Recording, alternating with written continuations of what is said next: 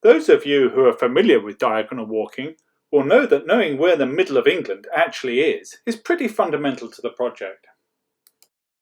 It's fundamental because I'm walking a line drawn at 45 degrees through the middle, so it's pretty important to know where the middle actually is. It's the pivot point. So where is it? In 2002, the Ordnance Survey deemed that it's in a field in Leicestershire, just outside of a village called Fenny Drayton. The field is on private land, belonging to a farm called the Linley Hall Farm. So I googled them and found an address allowing me to write to them to see if it was okay to visit. The time I set out, I hadn't heard back, but I decided to visit them in person and see how I got on. After all, nothing ventured, right? The farm's at the end of a long track, so I was getting pretty nervous as I got nearer, hoping they were going to be okay about it. They weren't too chuffed, but in the end they let me see the plaque erected there in 2002, along with another put there in 2013.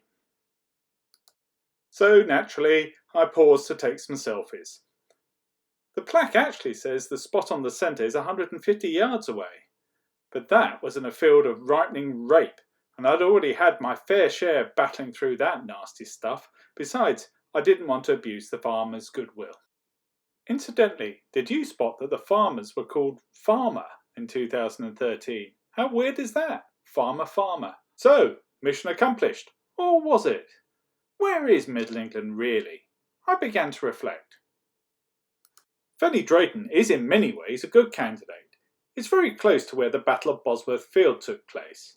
And if you didn't know, that's where Henry VII defeated Richard III and claimed the English crown, starting the Tudor dynasty.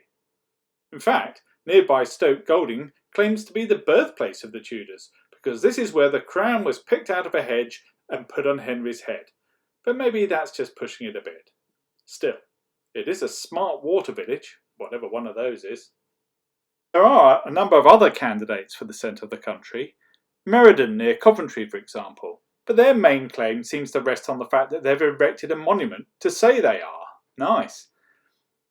Others quite like the idea of the place that's furthest from the sea. In that case, it's somewhere like Northampton.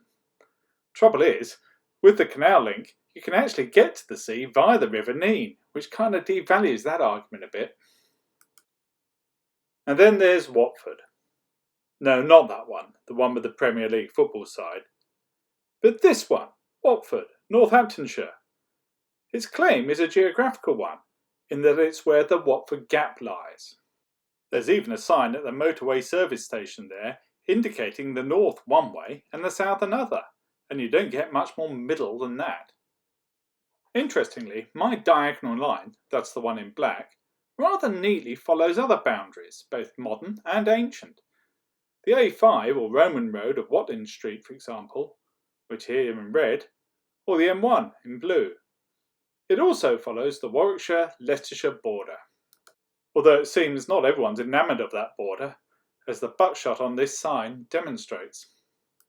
Thinking about it, maybe England isn't so much a point, but a frame of mind.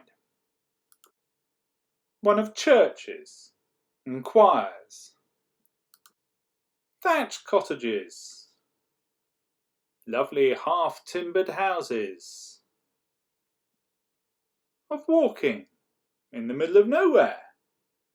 The path here is even called the Midshires Way. Of a delicious pint and the good old boozer, and traditional crafts, of having somewhere to call home, of having somewhere where you can simply watch the sunset over a chilled glass of white wine. Cheers! Keep walking, diagonally, of course.